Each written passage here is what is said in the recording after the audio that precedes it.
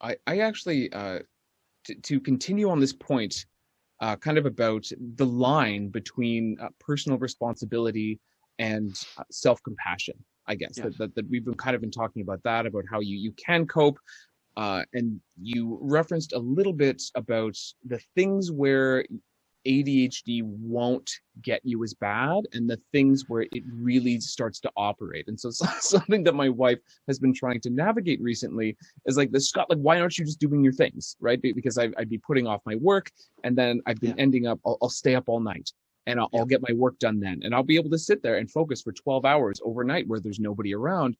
But then during the week, I'm just not doing it. And she's been getting frustrating. And she's like, how do I know when it's ADHD or it's just you being like not good and you're Mhm. having this problem? And looking on the subreddit, I believe a lot of people also struggle with this because Yeah. they've come from a world perhaps where they didn't think they had ADHD, but they've been suffering. And the large interpretation is that like you get it from what we see reflected in the eyes of others, right? You're lazy. Yes. Yeah. Okay. Indeed. Like Yep. you're Indeed. you're just Yeah. no good. You have no willpower. You have no Yeah. discipline. You have problems. And so there's a need for that self-compassion. But at a certain point, when you have your medication and you have your therapy and you're doing the right things, that there's some shift to personal responsibility. And that Yeah. is a line I don't understand. And Yeah. I thought Yeah. perhaps that you could help us a little bit with that. Well, I will, and I'll start out with a very simple phrase that I Mhm. found very compelling. Several decades ago, Ned Hallowell, as you know, who wrote one of the first trade books on adult ADHD, Driven to Mhm. Distraction, he's a friend of mine. He's a clinical expert, not a researcher. He admits that he really concentrates on patient care. But Ned once said at a meeting that the diagnosis of adult ADHD, because it is a neurodevelopmental disorder, removes the condition from the realm of moral judgment and places it within the realm of medical science. And that is incredibly important because the former leads you to think that you are somehow morally defective, a lesser human, that you could wake up and smell the coffee tomorrow and get over it. And this is just a life choice, and you're Mhm. choosing to be lazy, irresponsible, and so on. And Mhm. I can tell you that 99 times out of 100, that is wrong. When people are struggling to meet these daily demands, it is rarely, unless you're a psychopath, which is a very rare disorder, it is rarely an issue of morality, and even psychopathy has biological underpinnings to it. So, Yep. but my point then is the vast majority of the time, there is something that is wrong here, be it ADHD or some other condition, but we're talking ADHD today. And so, give yourself a break. If you need to, get the new book, Wintering, that came out last month.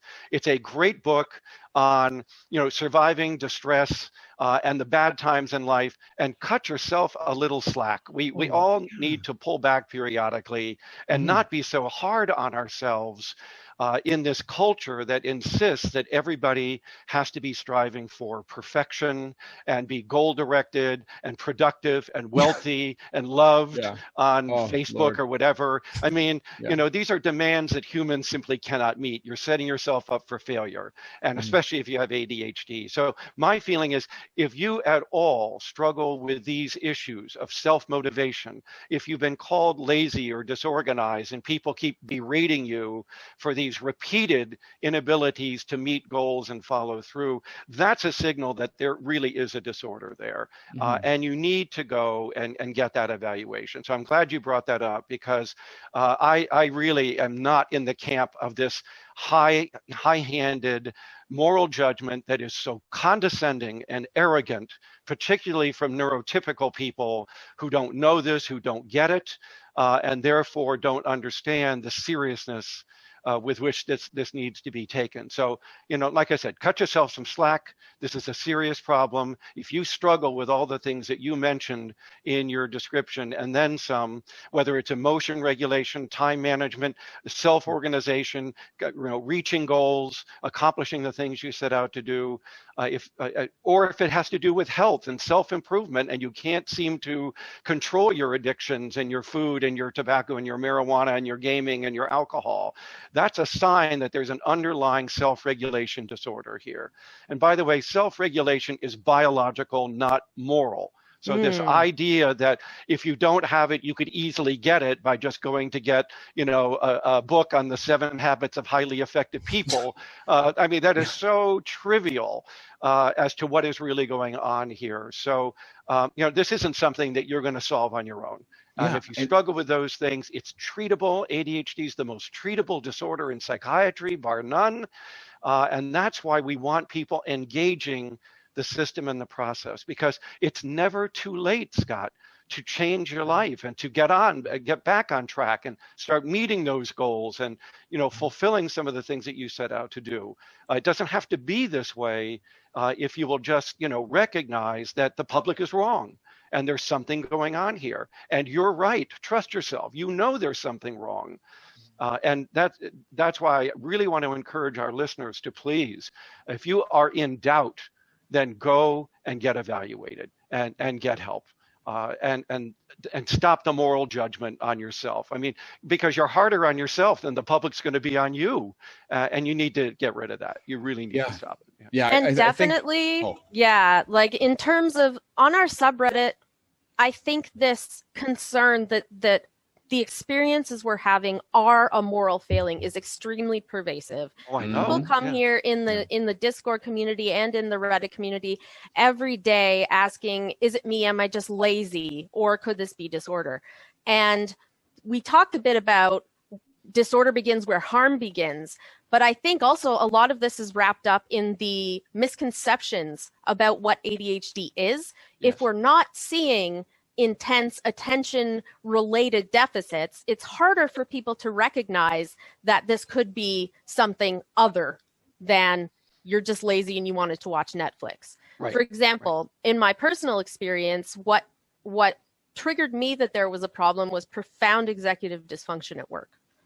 Inability to focus, yes, but also time blindness, difficulty with perseveration, with completing my tasks. Yep. And it wasn't until, Scott, you showed me Dr. Barkley's videos that I was like, this is my life. This is describing exactly what I have been experiencing. And until that point, because I had been undiagnosed and because I had been kind of treading water in the adult working world, there was a lot of concern. And I was like, maybe I am just lazy. Maybe this is a discipline thing.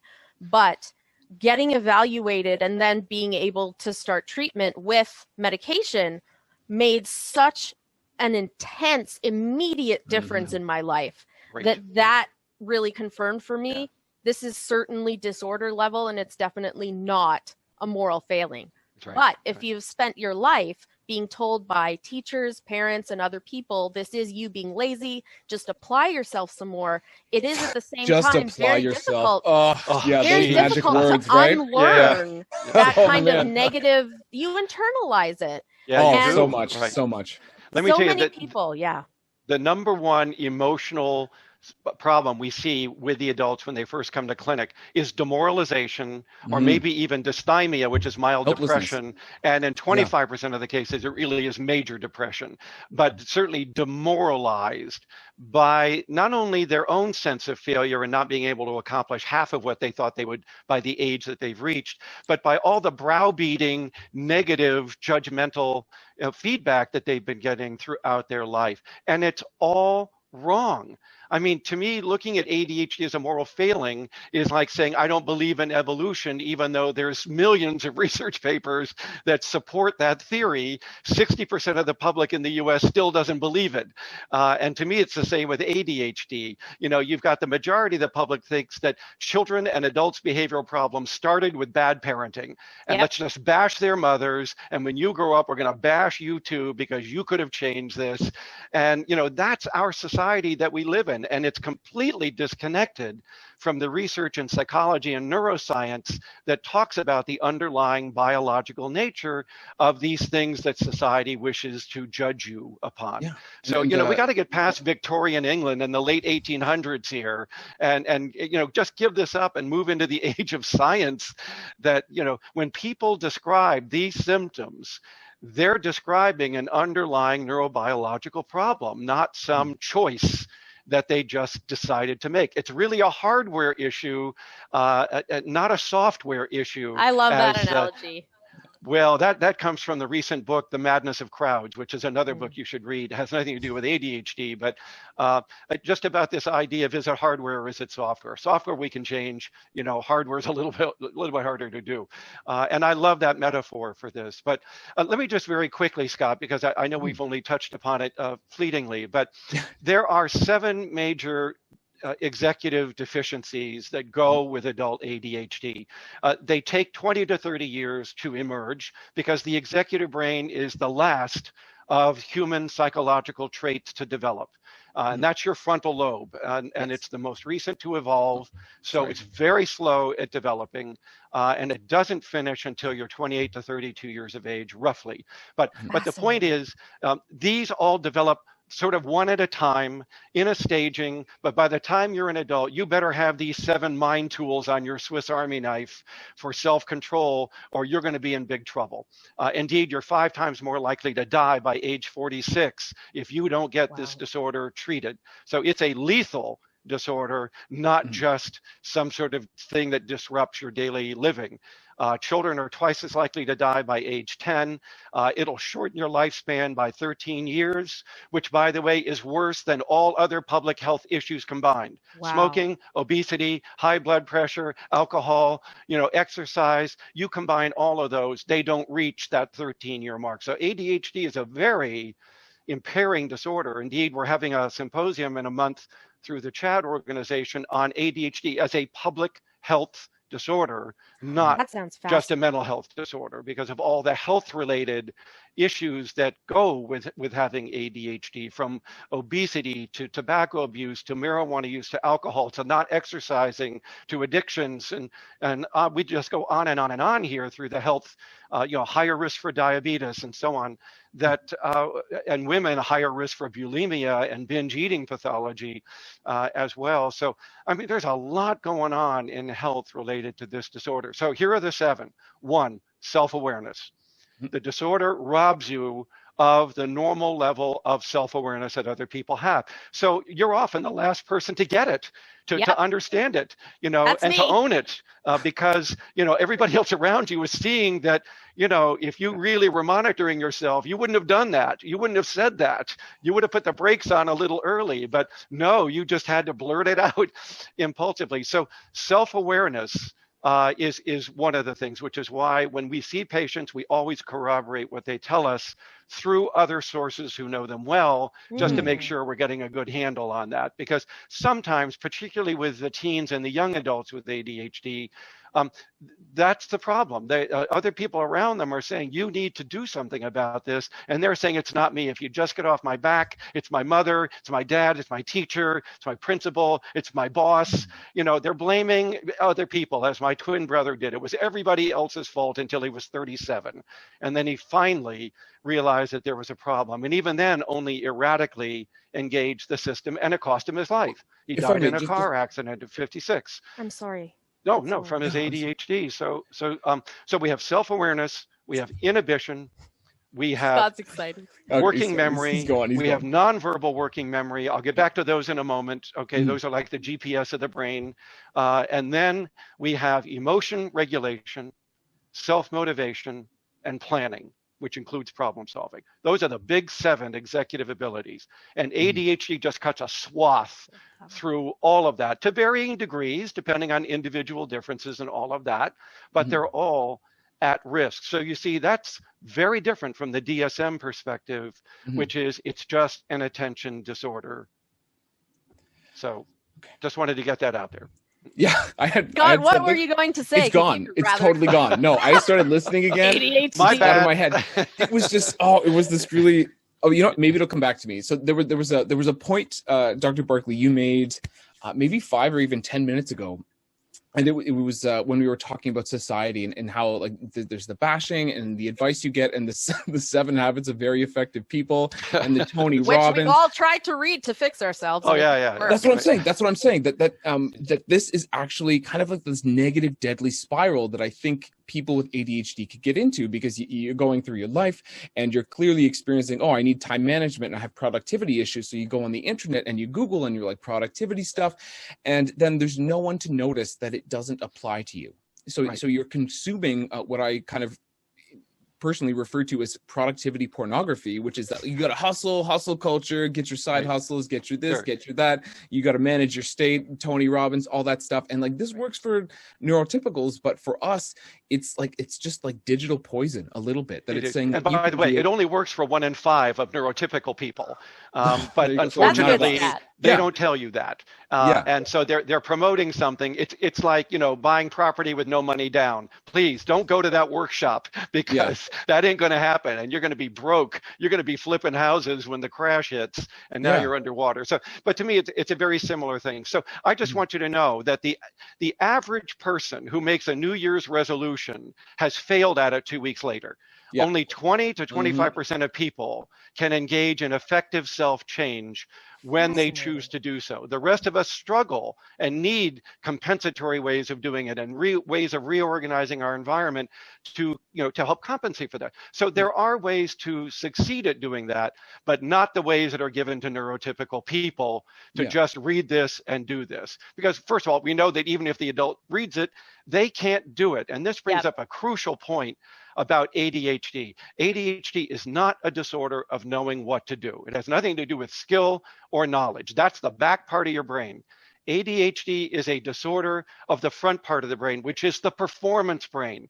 The front part of the brain is where we reach back and take all that stuff that we've learned, and we now apply it in everyday human interaction and work in order to wring out of what we know maximum benefit for our social and our other kinds of effectiveness. So this is a performance brain. What does that tell us about ADHD? It doesn't have anything to do with knowing what to do. And reading more about what to do and what skills you should do gets you nowhere. The problem is, how do I put that in play at those important points in my life where that stuff really matters? And so performance disorders are always treated at the point of performance, not away from that point of performance. And we help them to show what they know, rather than assume that they're stupid, ignorant, delayed, or as you say, lazy, when in fact it has nothing to do with any of that. People with ADHD are as bright as the rest of the population. You know, we have our gifted, we have our not so gifted, but you know, ADHD has very, very little to do with IQ, just a little bit. And even that has to do with taking the test more than it does with something natively deficient in your IQ. But my point is this: you need to understand that just learning more won't change this, right? That you have to discover ways of reorganizing that environment and calling upon others who care about you and are stakeholders in your life to help you with that reorganization. And then we can get stuff done. And of course, the medication, we don't want to ignore that. It's the most effective thing we have at improving performance at these key points of performance. But to me, that is one of the most important things for people to understand, is that this is not stupidity or ignorance, and yet people treat you as if it were. Why don't you just read it? Why don't you just read that? Why don't you buy that app? By the way, there is no app, game, or high technology that is effective at addressing this issue. That was one of our questions from Reddit. Yeah, that was a big one. Yeah, there is none. Stay away from. There's 300 at last count. Yeah. At the App Store, apps, games, and technology, presuming to help you with this. There's research on one, and that study failed. It showed that it does not work. It does not generalize. Well, because I think there are problems with technology itself. Let's take a look at this. How often do you lose your smartphone? Where's the power cord? Did you charge it up last night? Did you upload the information into your calendar, your Outlook, and so on? I mean, the damn thing can't control you unless somebody uploads the information. So, and we run into all of this. I mean, you know, your cell phone's under the seat, the dog ate the power cord, and, you know, the 7 habits that are on your refrigerator now have coffee stains on them, you know, and it's it's like you look at them and you say, I really should be doing that stuff. And then it's like whatever around you happens. You get a notification. Yeah, you're just that's like, it. Yeah, okay. I know, that's it. Nobody's there. Done. Yeah, WTF? What was that about? But so my point is, a fundamental change in reframing this disorder lies in that statement. It's a problem with doing, not with knowing. So you're not stupid. You're as smart as anybody else. The breakdown is, how do I use what I know where it's crucial to do that? And that's why you have an executive brain. And that's why we spend so much more time on putting scaffolding around you and reorganizing your life and using the medication and making yourself accountable to others and going low tech. Believe me, a week at a glance calendar in front of you in your visual field all the time is a lot more controlling than an app on your computer that is going to have to install software now, and there it goes. Your calendar just disappeared again, and maybe you didn't load up the stuff you were supposed to put into it. There are so many problems with the technology that low tech paper and pencil sign-ups, solves. accounts, remembering your password. I've had a big problem with like my doctor's office where she's like, oh, just log into this thing and then do this. Go to the portal. Like, well, I can't find it. Right. Yeah, it's 2 steps too many. But that's actually a wonderful point. That I've tried the digital, like the sticky notes up there. I have 3 monitors. I had a calendar going for a while. If it's digital, it's like it's not real. But then I get a calendar over here. I have a ton of paper, right? Like I've got these things. I write it down and I write lists, and that makes sense. And a sticky note's a lot better than that stuff. So okay. I do it too. Sticky note on my monitor, so it's always there in my field. Go low tech. Here's another way to think about it. We talked about working memory. Working memory is the part, the fascinating a special kind of memory that humans have where we can activate mental content, images, words, reminders, and hold it online in our frontal lobe and use it to guide ourselves. That's why I call working memory is the GPS of your mind. It uses images and words to guide you toward the goal that you've set. And ADHD destroys that GPS big time. It's one of the worst disorders when it comes to working memory.